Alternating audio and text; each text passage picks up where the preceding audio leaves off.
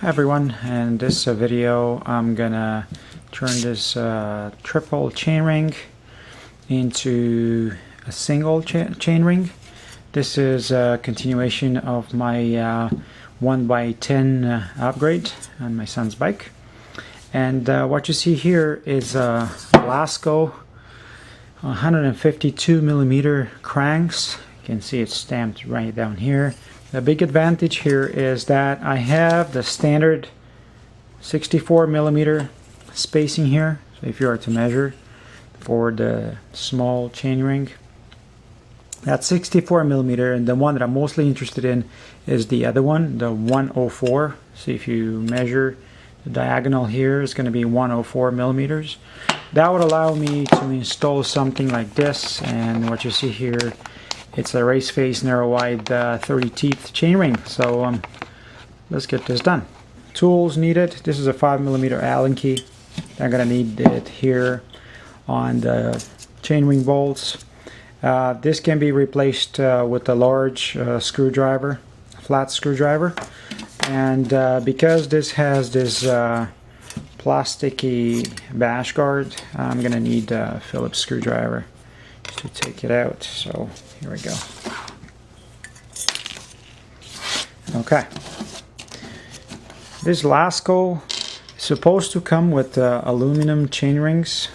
In order to remove them, and I'm going to remove them both, this is going to be turned into a single ring crankset. So I'm just going to have to undo first the small chainring bolts. So got this out of the way. I'm not going to reuse these bolts or those threaded holes. I'm not going to use them anymore, only because I'm not going to have the small chainring. Next, I'm going to have to remove these other bolts, and this is where my handy tool comes into place. Removing these, there's no thread locker whatsoever used here. These are made of two pieces, as you can see. I call this the nut, and this is the bolt. Normally, what you see here, and normally this would be for a triple or a double chainring, only because it has to go through the spider of the crank. It has to go through this big chainring, also has to go through the middle chainring. Normally, and I say this normally, when you're doing a conversion like this from triple to single, you would have to buy shorter chainring bolts. And if you look here, this is the minimum, absolute minimum thickness that this will take, right? Because this screws one into the other. So that's why, if you need to tighten this further than this much, you would need to buy single chainring bolts. The alternative to that, and this can be done fairly easily, if you just file this down to make it thinner, to reduce its dimension that way, then you can use the same ones. But either way, you might have to consider buying single chainring bolts. Here is all my chain rings removed, taken apart, and this is my spider. Looks pretty neat, looks pretty clean. The big advantage with something like this is that it's standard, and you can install what you see here is a race face bash guard, is a 32 teeth one, and look at this. So if you plan to install a bash guard, this is where it's going to go. You can see where the bash guard is just replacing the outer chainring, or the big chainring. Okay, then you put what was the middle chainring, you put it here, and all of a sudden the thickness that you're dealing with is pretty much what you had in before. So the bolts that you were using, so the two bolts going through here, they are perfectly fine.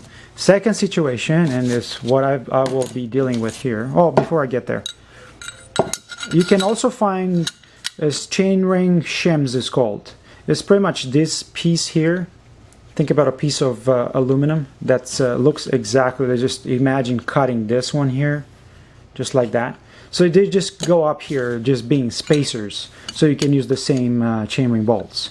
In my case, what I'm going to be using is a 30 teeth chainring. So these ones are designed, and if you look down here, I don't know if you see, there's a tiny bit of there's a bit of a lip built onto the chainring.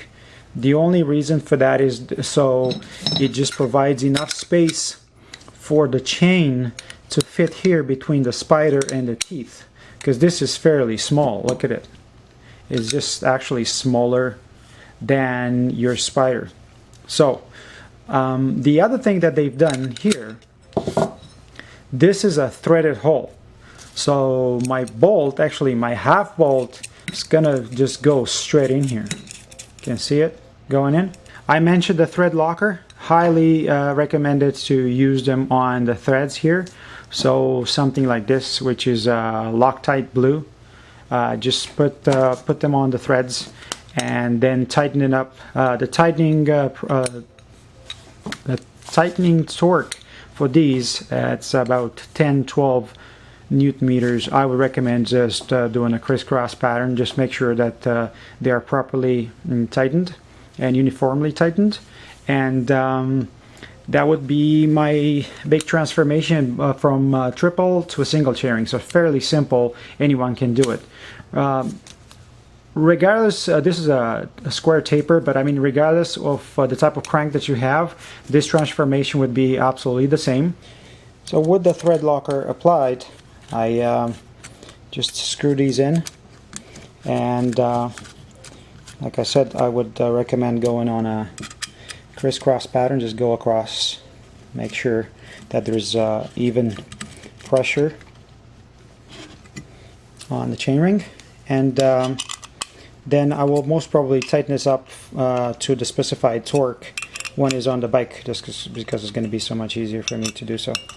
So on the scale, I'm talking about 560 grams right now, and I started with 850, so not bad. I saved about 300 grams just on the cranks. I hope you found this useful, and until next time, thanks for watching.